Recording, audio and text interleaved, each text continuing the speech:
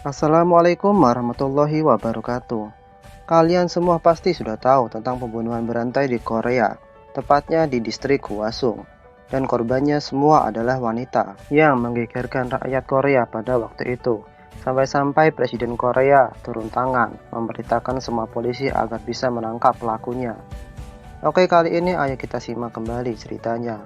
Bagaimana susahnya polisi mengungkap kasus ini, walaupun akhirnya butuh 30 tahun untuk menangkap pelaku sebenarnya.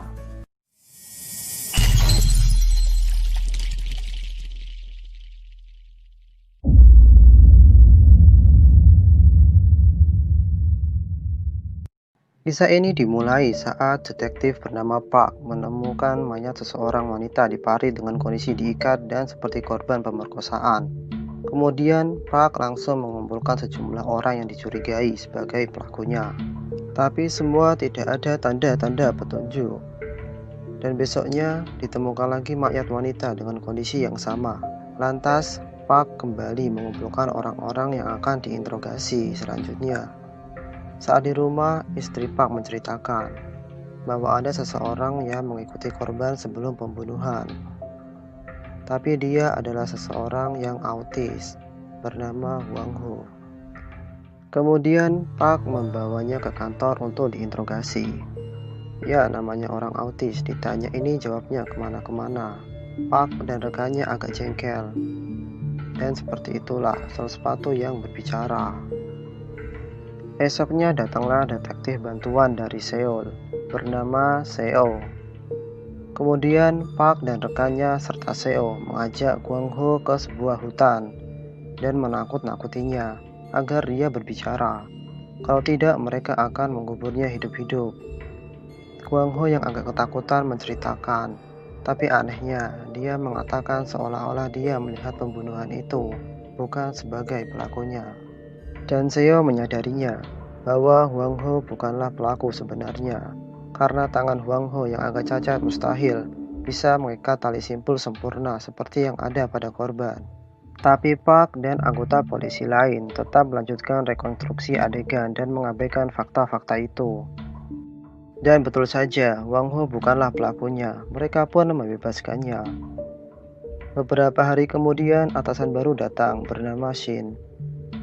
Kemudian mereka ke tempat TKP korban pertama.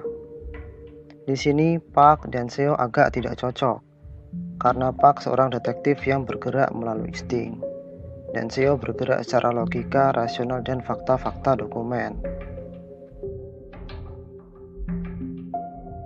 Seo mengatakan semua pembunuhan terjadi saat hujan, dan ketiga korban adalah wanita dengan pakaian merah. Park, Cho, dan Shin bingung karena diketahui korban ada dua.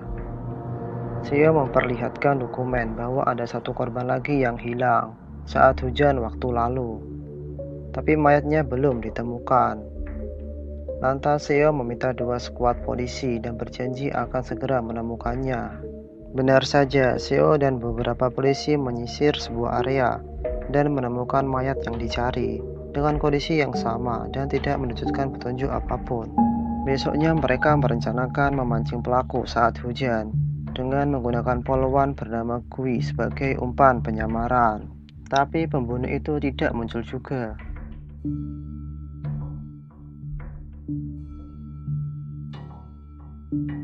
Akhirnya Kui dan Seo berteduh di pondok kecil bersama penjaga pos dan dua gadis sekolah. Sambil menunggu hujan reda, dua anak perempuan itu bercerita tentang pembunuh berantai yang mitosnya bersembunyi di toilet sekolah dan tiba-tiba muncul. Di tempat yang berbeda ada seorang wanita yang ingin menghantarkan payung kepada suaminya dan melintasi jalan sepi di area persawahan. Dan benar saja, dia pun menjadi korban selanjutnya. Saat mereka bingung tentang kasus ini, Kui mengatakan dia menemukan petunjuk baru bahwa di setiap terjadi pembunuhan, ada orang yang request lagu di radio dengan judul Surat Kesedihan.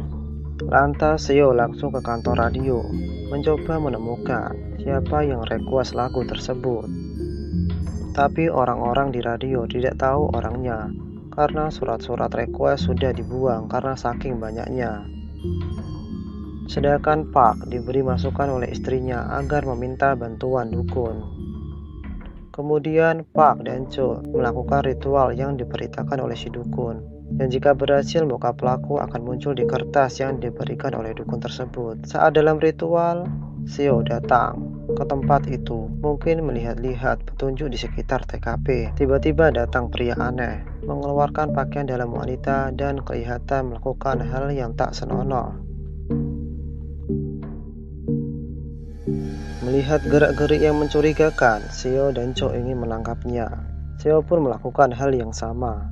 Singkat cerita, pria itu tertangkap dan diinterogasi. Pria itu menceritakan bahwa malam itu dia hanya ingin melakukan hal tak senonoh di hutan itu karena cuacanya beda dan di rumah ada anak-anak sedangkan istrinya sakit. Besoknya, Seo mendatangi sekolah anak perempuan yang berteduh di hujan waktu itu, mencoba menyelidiki mitos yang dikatakan tentang toilet sekolah ada pembunuh berantai. Saat itu anak perempuan itu di UKS dengan lecet jatuh habis olahraga. Seo pun yang di sana membantu mengobati dengan Hansaplast. Kemudian Seo ke toilet sekolah itu, tapi di sana ada dokter sekolah yang kebetulan di toilet tersebut. Dia menjelaskan mitos itu hanya rumor, dan mungkin rumor itu muncul saat di toilet mereka mendengar tangisan. Dan ternyata itu dari seorang wanita yang berada di atas bukit. Lantas Seo menghampiri wanita itu, tapi wanita itu langsung sembunyi, masuk ke dalam gubuknya, seperti mengalami suatu trauma. Kemudian Seo meminta Gui untuk berbicara dengan wanita itu, karena sesama wanita agar mudah mendapatkan informasi. Benar saja, wanita itu mau berbicara dengan Gui dan menceritakan apa yang telah terjadi kepadanya. Dia adalah salah satu korban selamat dari pembunuhan berantai. Gui menanyakan apakah dia melihat wajah pembunuh tersebut. Wanita itu bilang tidak melihat wajahnya karena waktu itu hujan dan hanya menunduk takut dibunuh. Tapi wanita itu bilang tangan pembunuh tersebut halus layaknya perempuan. Seo yang mengetahuinya memeriksa tangan orang aneh di hutan yang ditangkap kemarin. Ternyata tangannya kasar, dan pastilah dia bukan pelakunya. Tapi salahnya Seo tidak memberitahu alasan kepada Park dan hanya menyuruh melepaskan orang itu. Park pun emosi kepada Seo dan terjadilah gelut di antara mereka.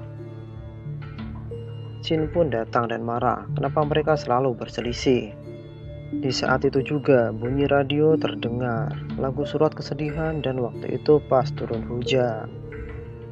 Jin segera mengerahkan pasukan ke arah sekitar, tapi semua tidak ada, karena saat itu semua polisi ditugaskan mengawal demonstrasi di Seoul.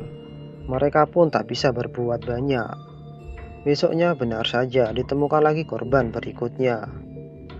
Untung saja Gui yang langsung ke kantor radio berhasil menemukan siapa pengirim request lagu tersebut dan menghubungi Park serta Seo.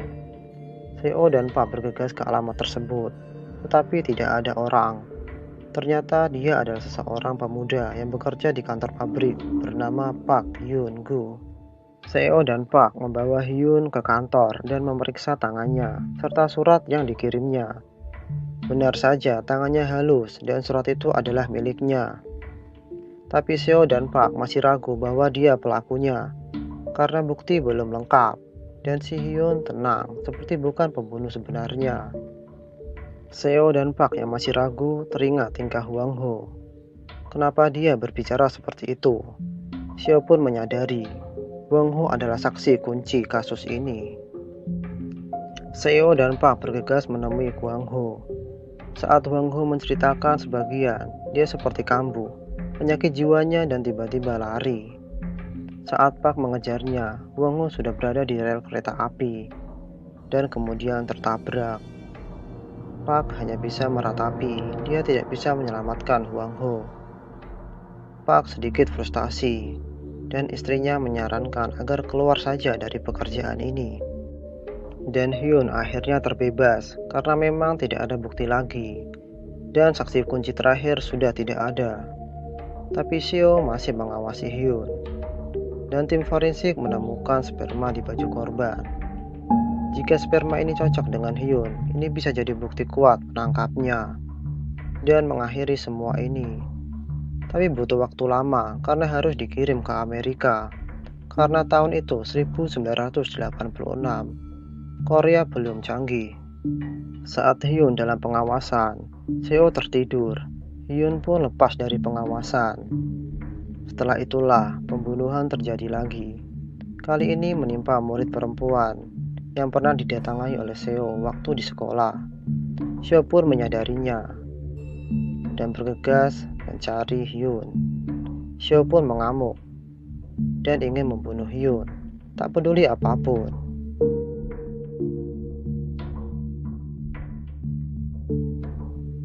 Beruntunglah dia dihentikan oleh Park sambil membawa hasil forensiknya. Hasilnya mengejutkan bahwa Hyun tidak cocok, tapi Seo tetap masih ingin membunuh Hyun karena dia mengira pasti ada kesalahan, tapi dihentikan dan ditenangkan oleh Park. Kemudian mereka membiarkan Hyun kabur. 17 tahun pun berlalu. Sekarang tahun 2003. Park memutuskan keluar dari kepolisian. Sekarang mempunyai 2 anak dan bekerja sebagai pengusaha. Saat dia dalam perjalanan bisnisnya, dia melewati lokasi TKP pembunuhan pertama dan kemudian turun melihat-lihat tempat itu. Saat itulah dia diajak bicara oleh seorang anak perempuan. Anak itu berkata, kemarin juga ada laki-laki kesini. Dan dia berkata, dia teringat apa yang telah dia perbuat masa lalu, sehingga dia datang ke sini lagi untuk mengingatnya. Pak kemudian bertanya kepada gadis itu, apa kamu lihat wajahnya? Gadis itu berkata, dia hanya orang yang polos. Dan kisah ini berakhir.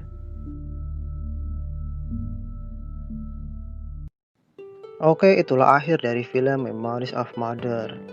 Walaupun sampai akhir tidak ketemu pelakunya di film ini. Karena memang di tahun 2003 belum tertangkap pelakunya.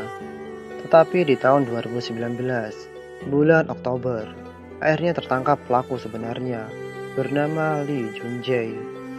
Kalau dipikir dari sketsa wajahnya mirip sama Hyun.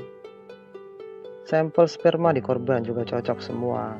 Dan dia mengakui juga telah membunuh bukan 10 wanita, melainkan 14 dan 60 percobaan pemerkosaan. Karena di Korea waktu penyidikan 15 tahun, Lee bisa aja dibebaskan. Karena waktu sudah melebihi 15 tahun, yaitu sudah lebih dari 30 tahun. Film yang sangat epik dan ide yang cemerlang. Seolah-olah dibuat sebagai ultimatum bahwa mereka warga Korea tetap ingat kasus ini dan selalu berusaha menangkap pelaku sebenarnya. Sekian, wassalamualaikum.